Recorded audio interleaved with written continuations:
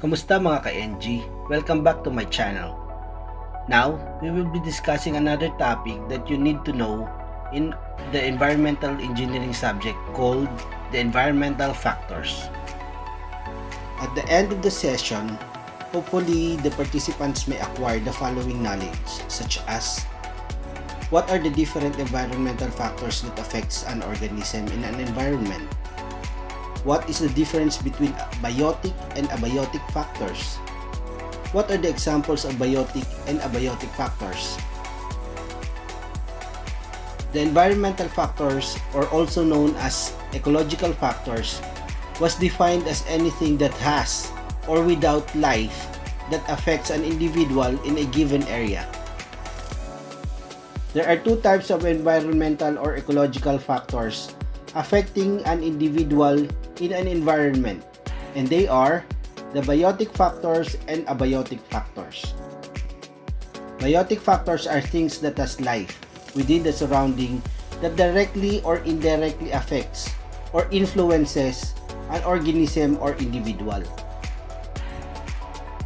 Biotic factors can be animals or plants.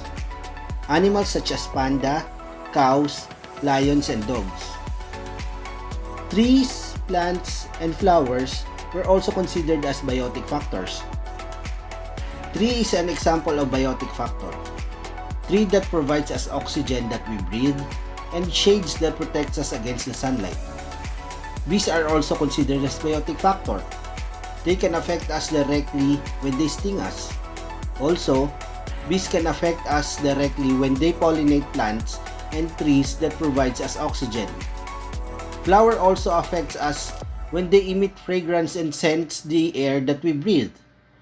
Presence of flower also beautifies the area and may lighten our emotions. Biotic factors can also be in a small size, such as the virus, bacteria, and fungi. Virus may affect us when they infect and cause us diseases, like the novel coronavirus that resulted to COVID-19 pandemic. Bacteria may also affect us by either positive or negative ways. Not all bacteria are harmful. There are bacteria that affects us in a positive way. Probiotic bacteria help us digest our food properly, like Yakult. Yakult has Lactobacillus shirota strain that helps our digestion of food. Yakult, baka naman. Okay ka ba dyan? Okay, let us move on to our next discussion. Abiotic factors are the things that has no life within the surrounding that directly or indirectly affects or influences an organism or individual. The examples of abiotic factors are the weather, temperature, wind, soil, sunlight, and other non-living things. Examples of abiotic factors are the wind that blows in our body when we are in the beach. Also, hot weather that we are experiencing when we are sunbathing. Even ballpen that we use when we are writing our notes during this discussion affects us. Teka lang, are you? And finally, the sun that provides energy to the plant and sunlight that touches our skin when we are outside our house. There are many types of interaction between the biotic and abiotic factors that occurs in an ecosystem of an environment.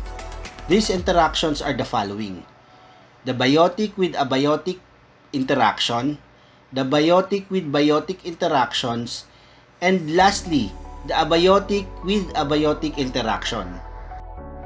An example of biotic with abiotic interaction is the sunlight and plant. Plants depends on sunlight which they use in their photosynthesis for their food and for them to grow.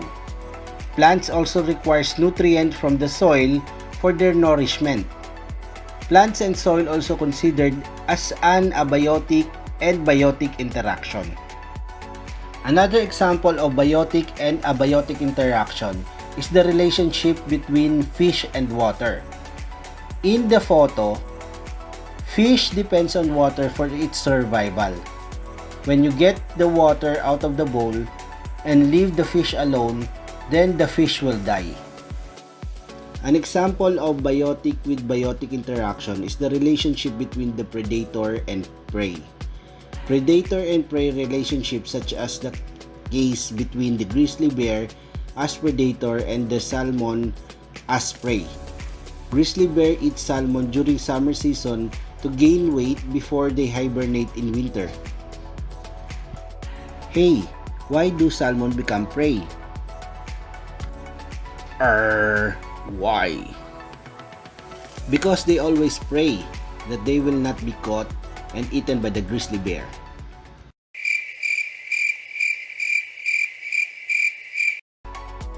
Another example of biotic with the biotic interaction is the mutualism relationship between the connection of the bees and flower.